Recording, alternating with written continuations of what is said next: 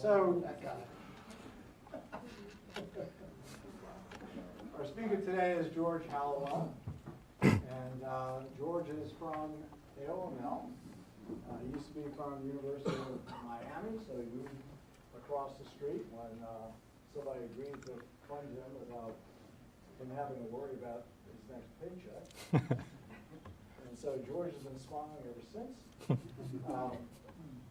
So George has an interesting background. He got his BS in meteorology from Penn State, and then an MS in oceanography from the University of Delaware. And then he went to Oregon State for a PhD. So meteorology, oceanography, and then he learned about satellites at University of Rhode Island as a postdoc. And after that, he went to Erasmus, where he became a modeler. So George has been doing a lot of stuff and doing it very well. I've had the pleasure of interacting with George over the years, and it's really nice to have him here as a speaker today. So that's the title, and it's kind of apropos because, well, we've had a very quiet hurricane season to date. Gordon came by, I wouldn't do that.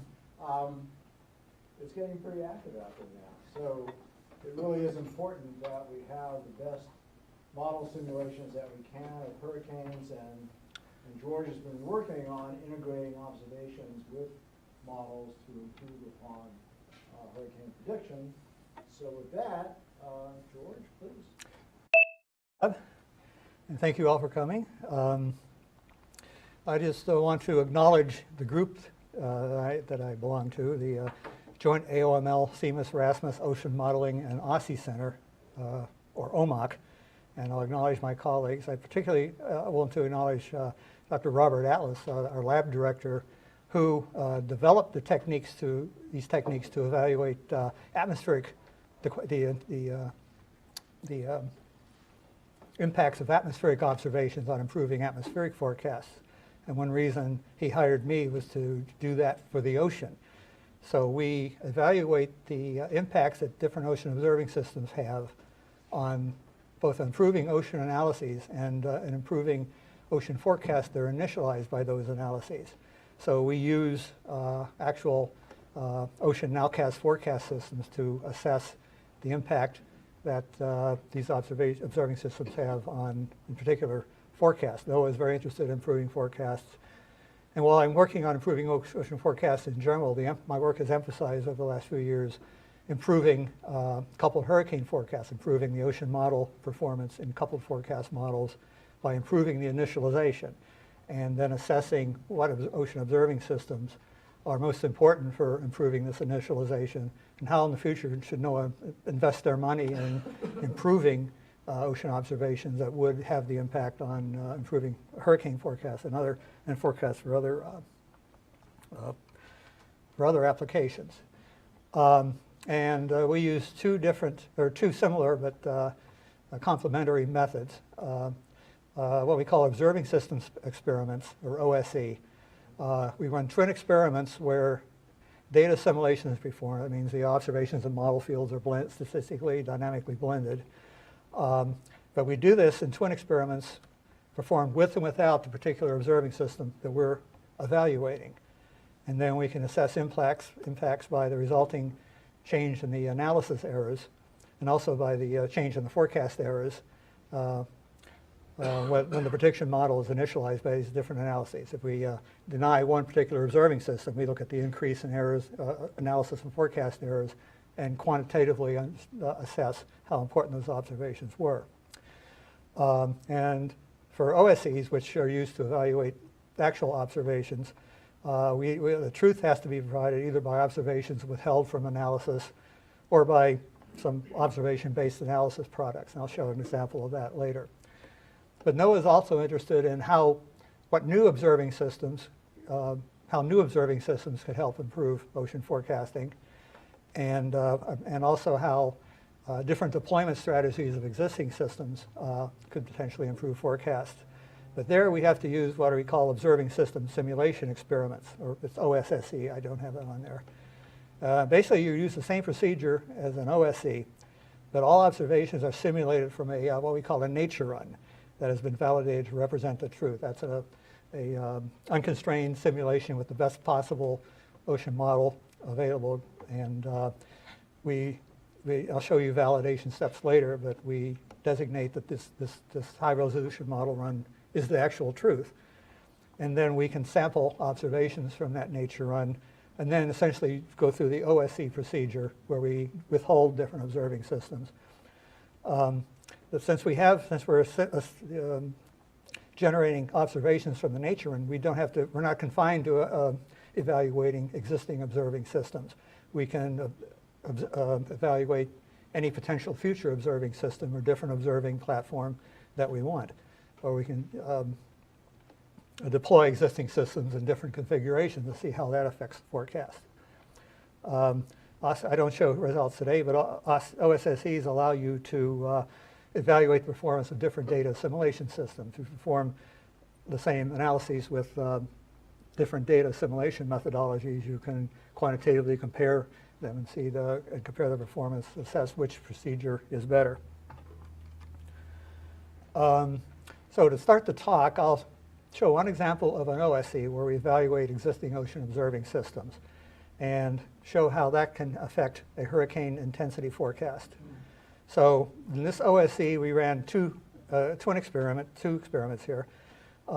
One is the control experiment assimilates all existing global ocean observations, Argo, satellite altimetry, SST measurements, etc.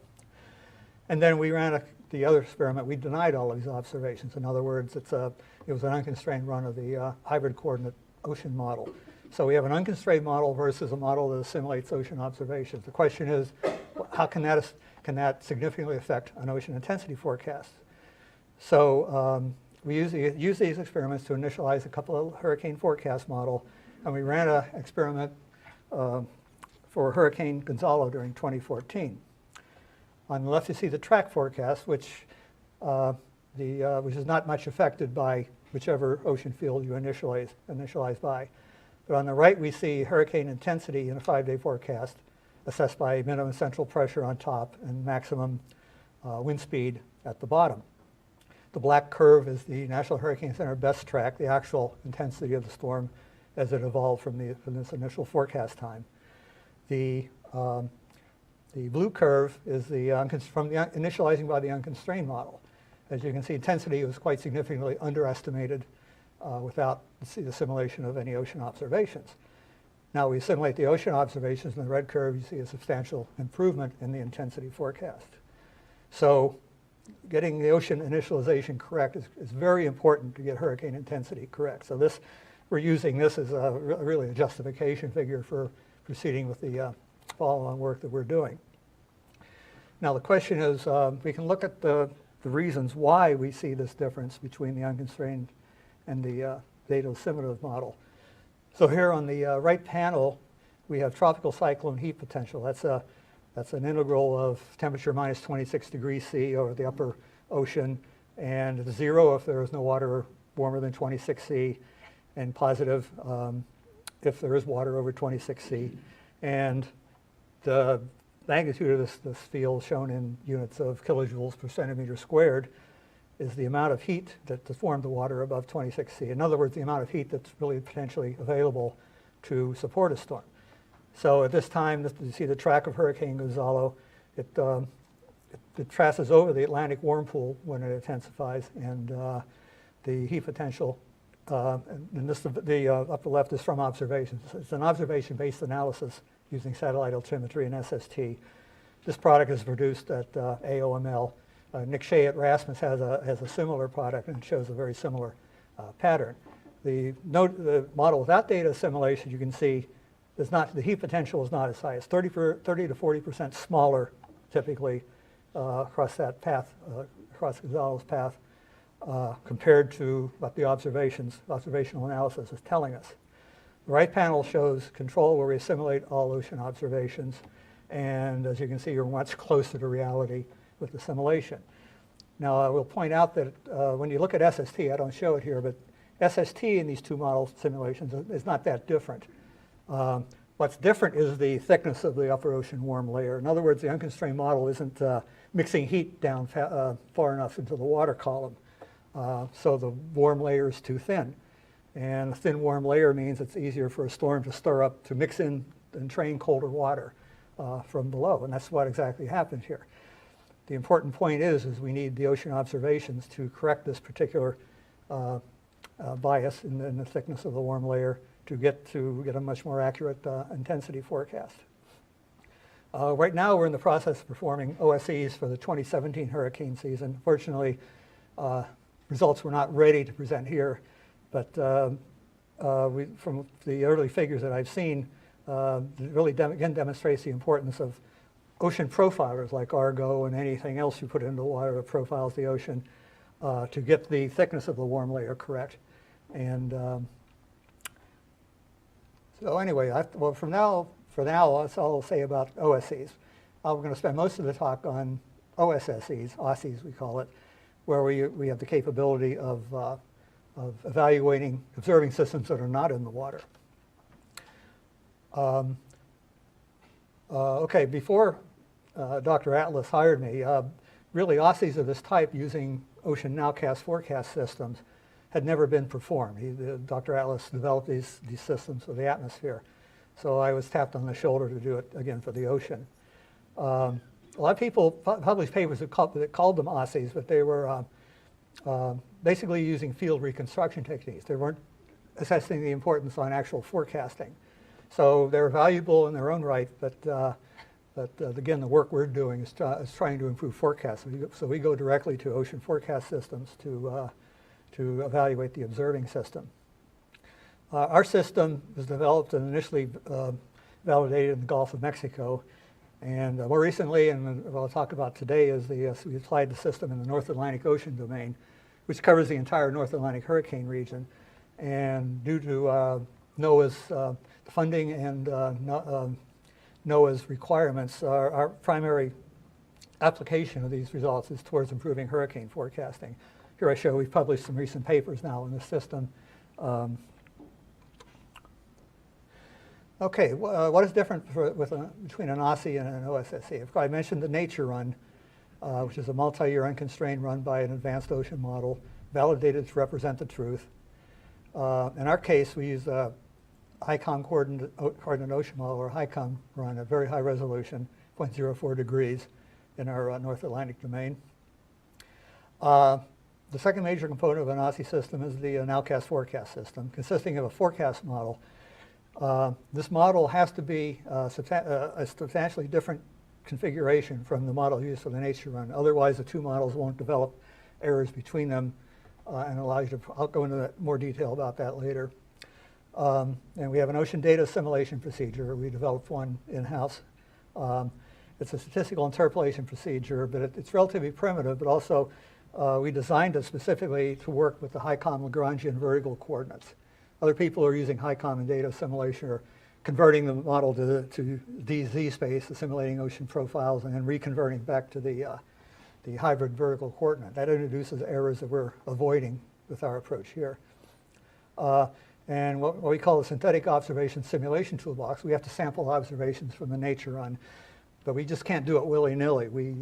These observations have to contain, these synthetic observations have to contain errors that are commensurate with the errors that were found in actual observing systems, and then projected errors in new observing systems. So if we don't add realistic errors to the observations, we will get impact assessments that are too rosy. So that's a significant part of the OSSE procedure.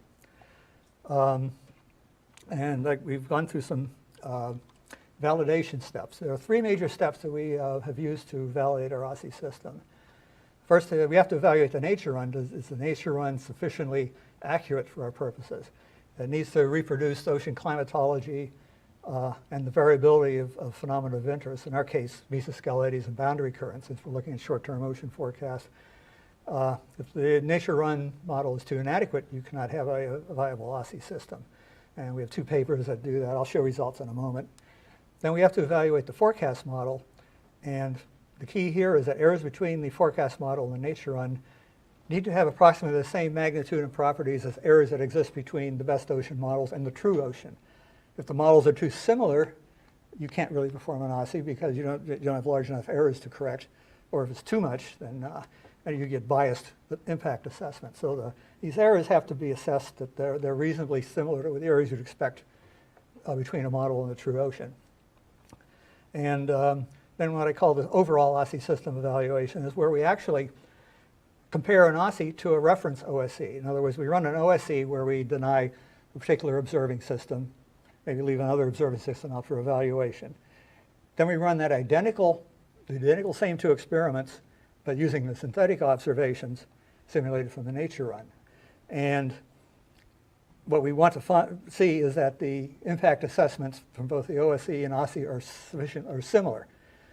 If you can, that'll let you see if the OSSI is giving you too rosy an assessment of observing systems or not rosy enough. So I'll show you a little bit about each of these three validation steps now. Nature run, for example, I mentioned climatology has to be reproduced with sufficient accuracy. So the upper two panels show mean current speed at 15 meters. Let's see here on the right on the left we have the mean current field from the nature run. On the right we have the mean current field from which was calculated by Rick Lumpkin, who maintains the global surface drifter set. And what we want to see are similar patterns of magnitudes. And in general, we do. Now, the nature run does not exactly produce these phenomena, mean phenomena, perfectly. But our assessment is that it's sufficiently realistic that we can at least move forward with performing OSSIs. In terms of variability, on the bottom two panels, we look at sea surface height variance, sort of a eddy potential energy type calculation. On the left is from the nature run. On the right is from the VISO sea surface height. Again, not a perfect comparison, but generally similar. And in the open Atlantic, our assessment is that the statistical variability in the nature run is realistic in terms of the eddy field. And we're comfortable we're not using a nature run that's too far off the mark. Now, the fraternal twin system, this is the fraternal twin system we're actually using for our forecast model, HICOM, but it's configured very differently and it's run at lower resolution to make sure that errors between the forecast model and the nature run, again, are realistic. Don't bother memorizing this table. There will be no quiz later, but it just shows the effort we go to make the model perform differently in the forecast model, between the forecast model and the nature run. With different horizontal, the nature run runs at higher horizontal and vertical resolution. The nature run uses a higher resolution bathymetry. The various diffusion and coefficients are set to be somewhat more diffusive in the forecast model than nature run, again, to ensure that the models behave differently, and et cetera. So the question is now, do we achieve the goal of making sure the models perform significantly different? And the answer is actually we're happy with the result. The models cannot be too similar or too dissimilar. But on the left panel, we show the root mean squared error of the nature run with respect to, in this case, a VISO SSH. And so this is the RMS error between our nature run and the truth is represented by the VISO SSH estimates. On the right, we show root mean square error between the forecast model and the nature run. And we're quite happy with this result because they're very similar. So the model differences between the two models are similar to the differences you expect between a real ocean model and a true ocean. So that tells us that we're on track to be able to have reasonably credible OSSI results. Lastly, what we call the full OSSI system evaluation. This is where we run an identical OSE and OSSI, just one using real observations, the other using synthetic observations. And there are various experiments listed here where the unconstrained model, control assimilates all observations. And here we deny 1, 2, and all altimeters and deny sea surface temperature. And in both of these two sets of experiments, Argo flows are withheld for evaluation. So we can calculate a field such as dynamic height from between the surface relative to 1,000 meters from the Argo floats, and use that as the truth and compare the OSE and OSSE results. Now the truth for the OSE is the actual Argo floats. The truth in the OSSE are the synthetic Argo floats. And first of all, the unconstrained forecast model is shown in black. And of course, that's where you see the largest error as expected. And the errors have similar magnitude in both the OSE and OSSE, which is encouraging. Now the control experiment is the blue dot at the far left in both the OSE and OSSE. And there you see, what you see there is that the OSSE in this case is giving us somewhat overestimating the impact in this case. So the blue dot is with all altimeters assimilated. The red dot is denying 1 altimeter, green dot 2 altimeters. In both cases, you see the error is somewhat larger, which is encouraging. The purple dot is when all altimeters are denied, and there you see a large jump in the error on both sides. If SST is denied, it makes very little difference. And that's because the sea surface temperature assimilation is not really affecting the full dynamic height of the upper ocean, upper 1,000 meters of the ocean. So it's not affecting the density field significantly to make a difference. Now in this case, the OSSE has given us a somewhat higher, tells us that it's somewhat overestimating the impact. If you look at other model fields that can be compared, such as the heat potential, SST, sea surface salinity, we've done this, and to varying degrees. In most cases, the OSSE is giving us somewhat higher impact. Assesses the impact to be somewhat higher than the OSSE results. But for a couple of fields I don't show, actually the OSSE results show somewhat higher impact. If you look at a large number of fields like this, we find that on average, the OSSEs are, the OSSE typically, that's supposed to be overestimate, it's not underestimate. So the OSSE is typically overestimating error reduction by 10 to 20% on average. So our OSSE system is not perfect, and you have to keep in mind that we're somewhat overestimating impacts. But other than this quantitative assessment, and I'll show you later, we're generally happy as long as you take that into account. We're obtaining fairly credible results. So I'll leave it at that. Now, OSSE can be used to assess existing observing systems. So I'm going to look in the OSSE space where we use all synthetic observations, assess the performance of how many altimeters are assimilated. Our full analysis domain is shown, and I'm going to be looking at power spectrum analysis of in horizontal and in the meridional and zonal directions. And with an OSSE system, you can do this. You have a high resolution representation of the truth provided by the nature run. So you can do very sophisticated impact assessment studies that are not possible from real observations because we don't know the true ocean as we do in an OSSE system. Where again, it allows us to look more deeply into how these observing systems may be affecting the ocean analyses. Okay, here I show for the infradynamic height surface relative to 1,000 meters. I'm just showing the meridional error spectrum here. The black curve is the error spectrum. In this case, is the difference between the experiment and the nature run representing the truth. And of course, the errors are largest, generally largest for the unconstrained model. The blue curve assimilates all observations except altimetry. And what you see there is without altimetry, if you look on the right panel, which is the squared coherence, there's essentially no improvement in representing the structure of mesoscale features in the dynamic height. However, if you assimilate one altimeter in the green curve, you see substantial improvement in the structure extending to wavelengths of 200 to 250 kilometers.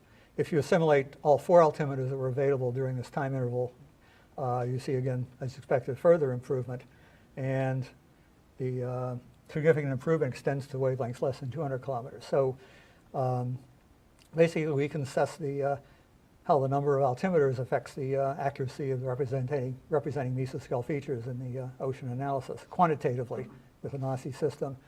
What we find, I don't show the cases with assimilating 2 and 3 altimeters, but basically after altimeter 3, you get almost no further significant improvement. So the 4th altimeter is really there for redundancy, and for other work I've shown will illustrate this. One more figure on altimetry evaluation. Here I'm going to look at upper ocean thermal fields, sea surface temperature, again, the tropical cyclone heat potential, and delta T that I show here is a SST minus temperature at 100 meters.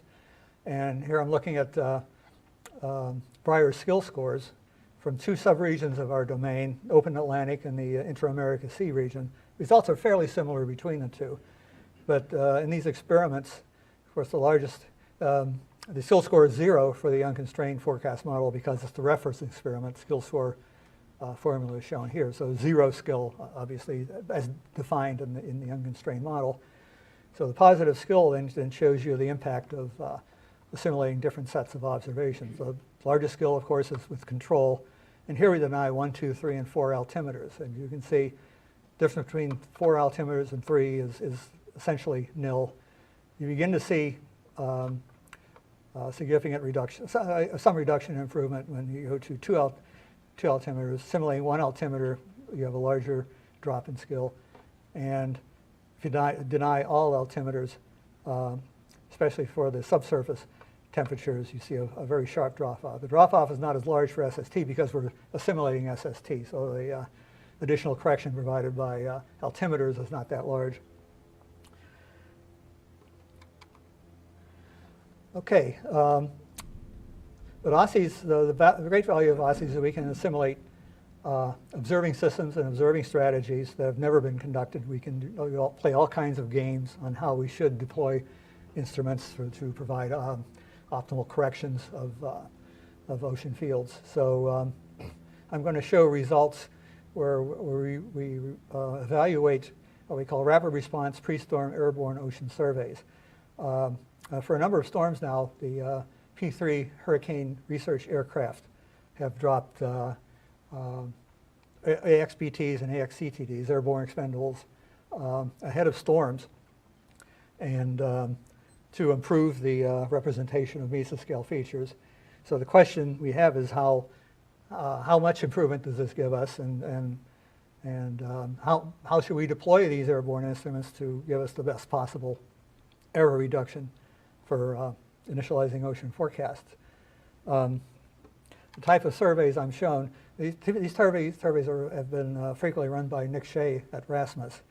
And one example shown here was not for a hurricane, but it was for after the Deepwater Horizon oil spill, where NOAA wanted to improve the forecast of the loop current evolution.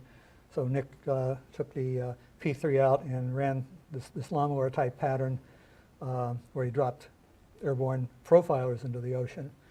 And when this is used for hurricanes, what we're trying to do with these surveys is to improve the 3-dimensional structure of ocean mesoscale features. The mesoscale features significantly affect the pattern and strength of SST cooling. Nick has done a lot of research on this. So you have to get the mesoscale feature correct in the initial fields if you want to get storm force SST cooling correct. Within these features, you have to get the heat content, the heat potential correct. If the ocean's too cold or warm, we have obvious problems. And also, how much do we improve upper ocean stratification? If the upper ocean stratification is too strong or too weak, that affects how the mixed layer model performs and will affect too much or too little SST cooling. So surveys like this have the potential to improve hurricane forecast. The question is how much. And we're using our system now to, and there's not much new information on this slide, so I'll skip to the next. So to show you an example, we conducted 2 fictitious airborne surveys, one for Edouard and one for Gonzalo in 2014, where we deployed different synthetic profilers at the points shown about 2 days ahead of storm passage. So the question is how much error reduction do we get before the storm passes over this region? We look at different instrument types. We ran experiments deploying AXBTs down to 400 meters versus AXCTDs to a depth of 1,000 meters. What additional benefit do you get from deploying deeper CTDs that also measure salinity versus just the AXBTs that only measure temperature profiles? And I'll show 2 reference experiments. Controls will simulate the entire existing global ocean observing system, synthetic versions thereof. We're in Aussie space now. An experiment I call no altimeter is the same as control, but denies altimeter. So it's simulating everything except altimetry. And these are the 2 reference experiments against which I'll evaluate the impact of these instruments in these profiles. But first, let me show you what to expect. One thing we have to consider is how much would these surveys improve ocean fields beyond the improvement we already get from the existing ocean observing system. And for 2 fields, SSH and heat potential, I'm showing that here.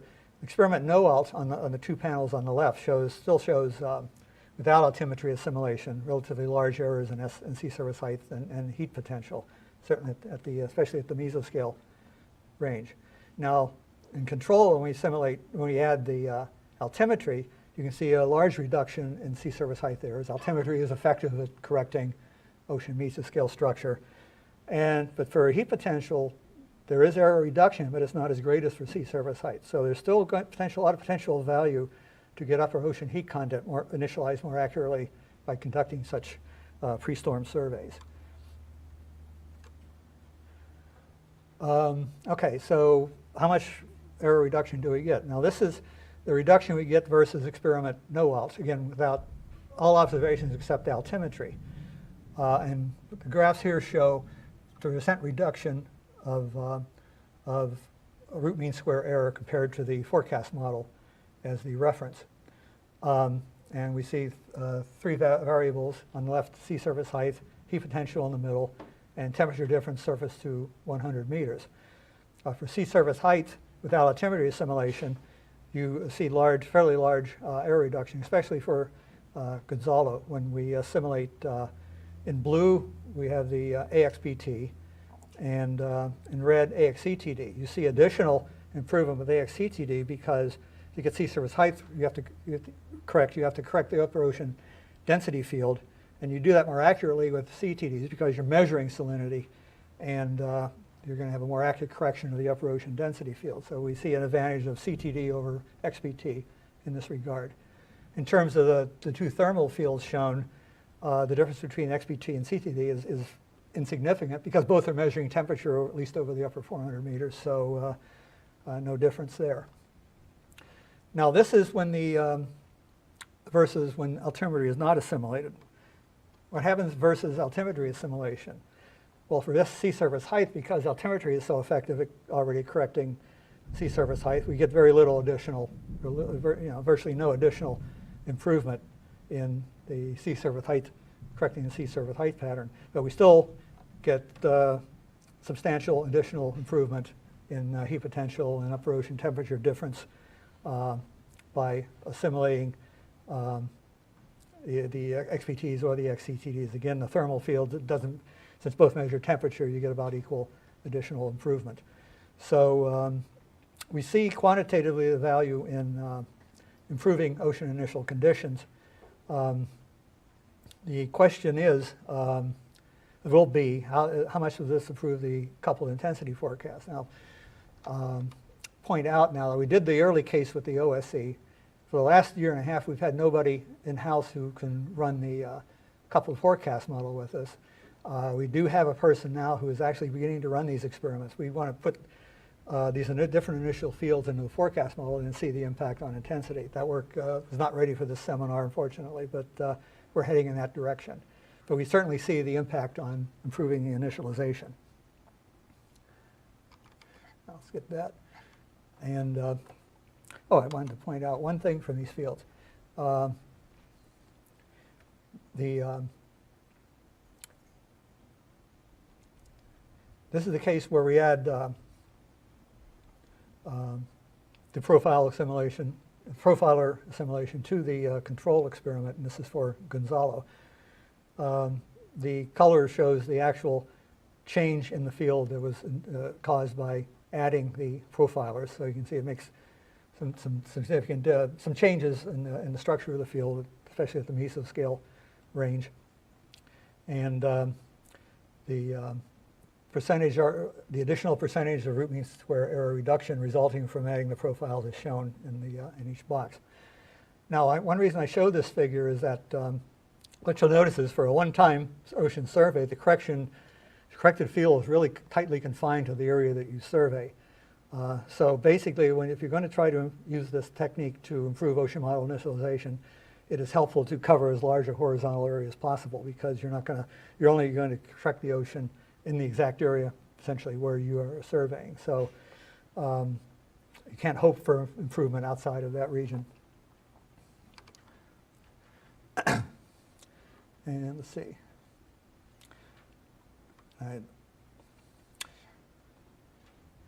Yeah, I just basically already went over that. So let me go to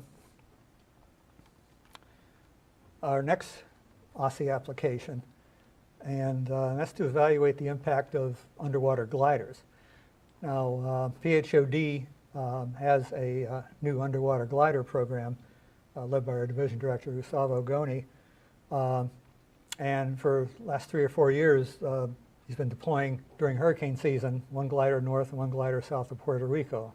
One case is shown here, where the glider samples along a kind of a ladder-shaped track. It's piloted and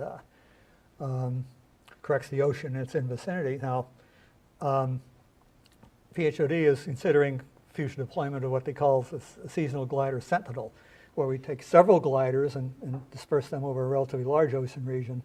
And of course, the question is, how much is that going to reduce initial conditions provided to ocean forecast models? Is it worth the effort and the cost? Well, we're trying to get at that aspect, at least in terms of reducing errors in analysis and forecasts. So we're going to use our OSSI system for two purposes: quantitatively assess the positive impact of glider motion for accurate mapping of ocean mesoscale structure. The one advantage of gliders is it will slowly map out a subregion of any. If you have an array of several gliders out there, each one will map out a subregion of the total region. What additional benefit does that give you versus simply assimilating profiles assimilated at fixed locations? The answer is actually quite a lot. Then another question is, if you do deploy several gliders, how far apart can they be spaced and still give you significant ocean reduction? If they're too far apart, then they're going to be essentially independent of each other. You will not correct a large part of the ocean region being surveyed. How close do they need to be to really give you good correction? And we set up an idealized system during the 2014 hurricane to take a look at this. The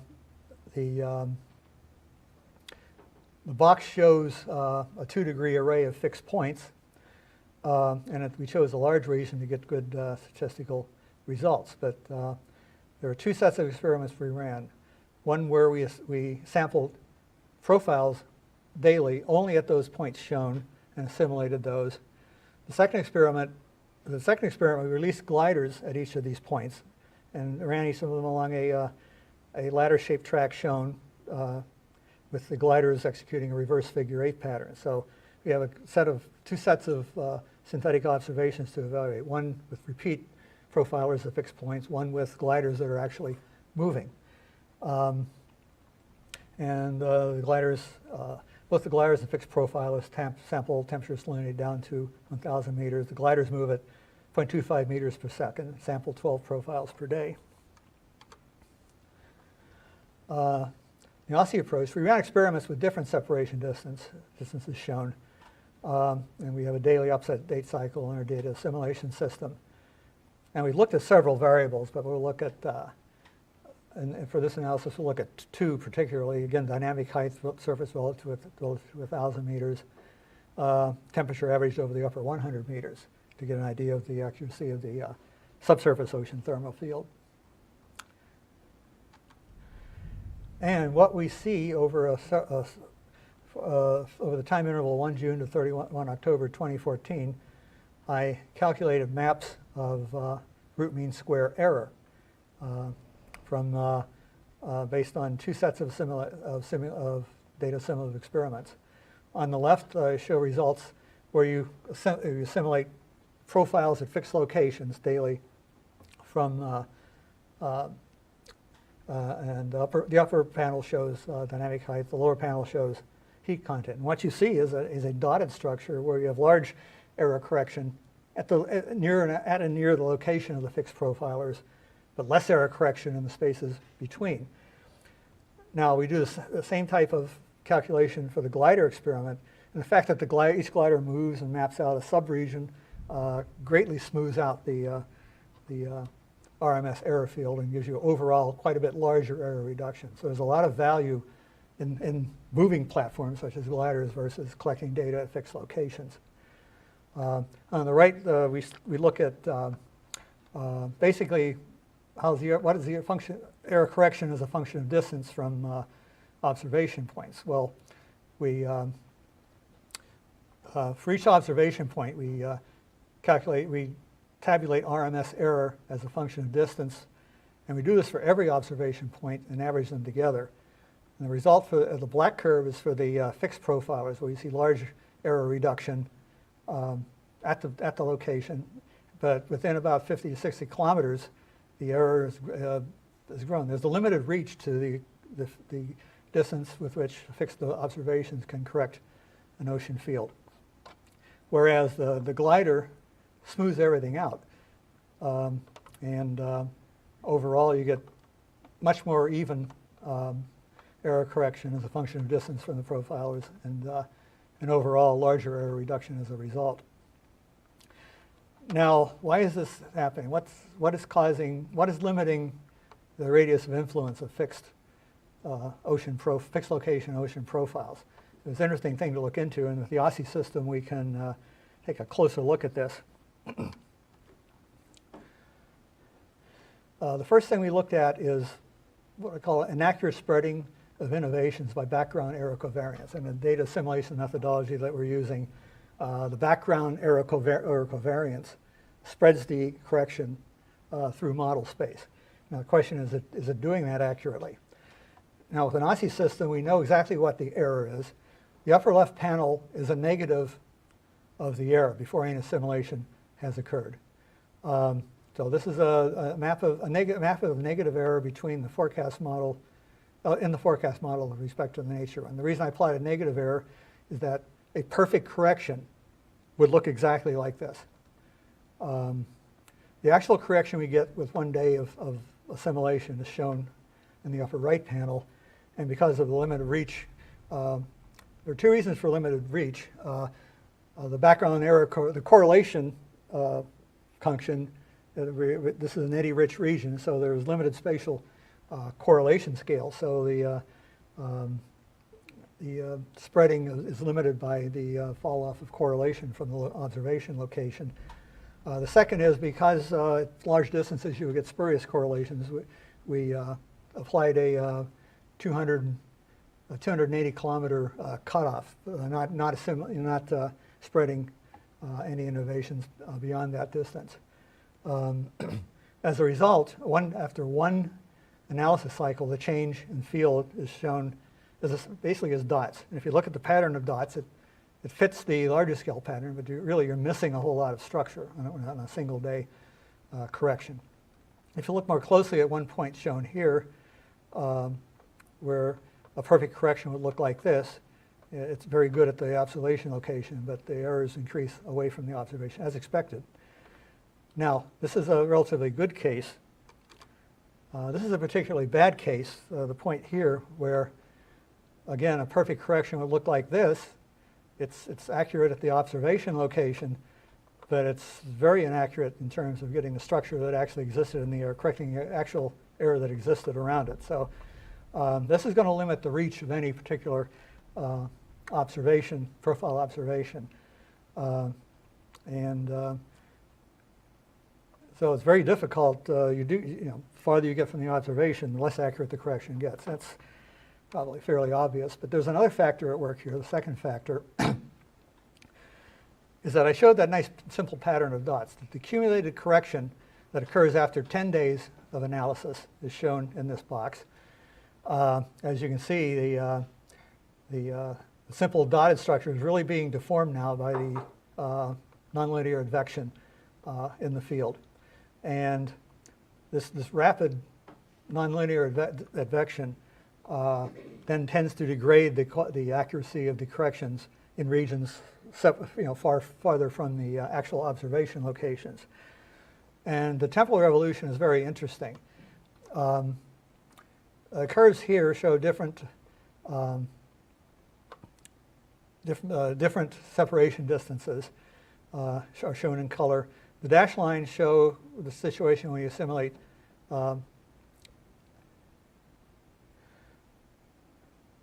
fixed profilers, the solid lines underwater gliders. In the first 2 to 3 days, actually, you get very similar results.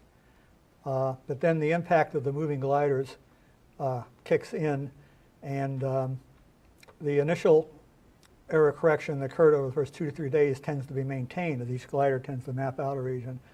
But if you assimilate fixed profilers, error grows up to over the first 10 to 20 days. And that's due to this distortion of the field due to advection. So nonlinear effects are really limiting the reach, also limiting the reach of correction of a fixed ocean observation. And the fact that you have a high resolution representation of the truth in a Nazi system allows you to see this, which we can't do in the real world.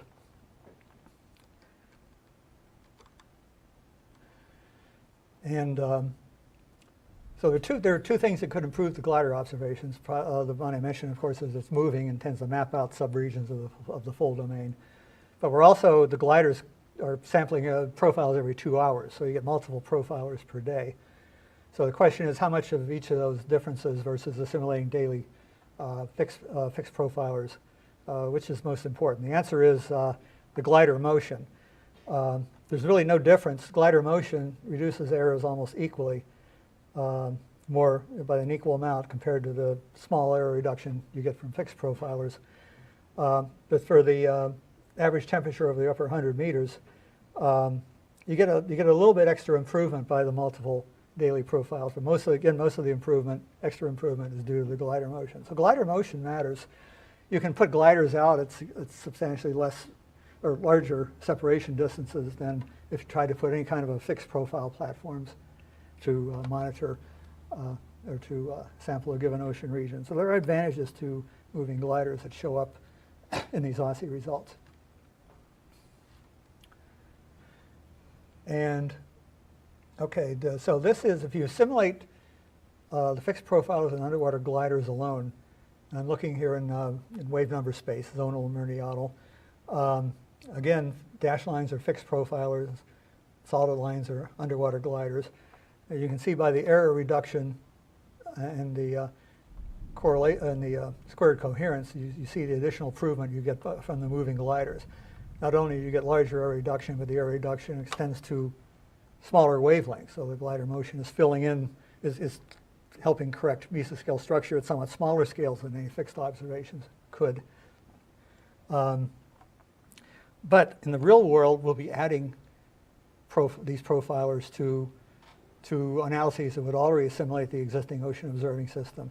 In this case, the unconstrained forecast model is shown in the black curve. That is shown here, but this is if you add these profilers and gliders to to an experiment that already assimilates the global ocean observing system.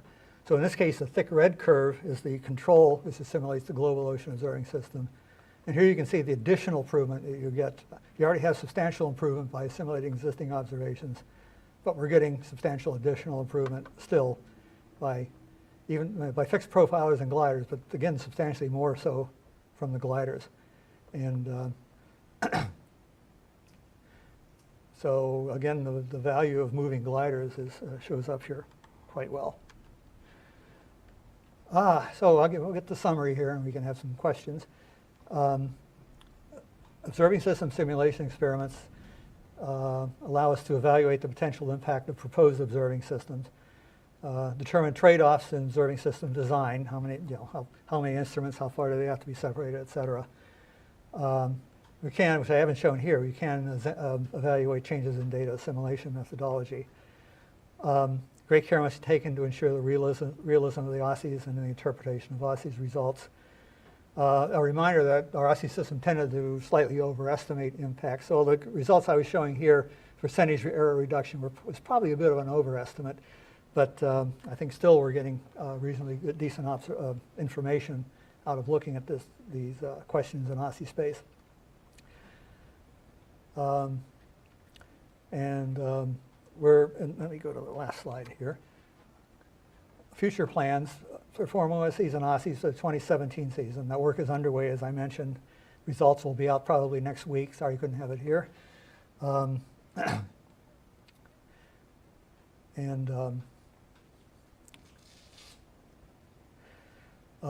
we're going to do in the future, and this is pending NOAA giving us enough computer resources and for us to be able to staff up with enough people to do the work, we want to extend the OSSE methodology beyond hurricanes and not only look at improvements in regional ocean forecasts for various applications, but extend our capabilities to global, where you can truly look at the full global observing system and how much impact it gives us, and looking at longer term the evolution in the ocean.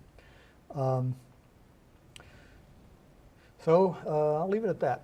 So thank you for your attention.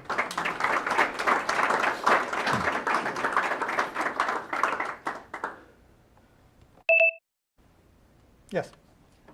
So mathematically, if we forget a little bit about the devices, what are the measurements that you would want most? What are the measurements that you miss most based on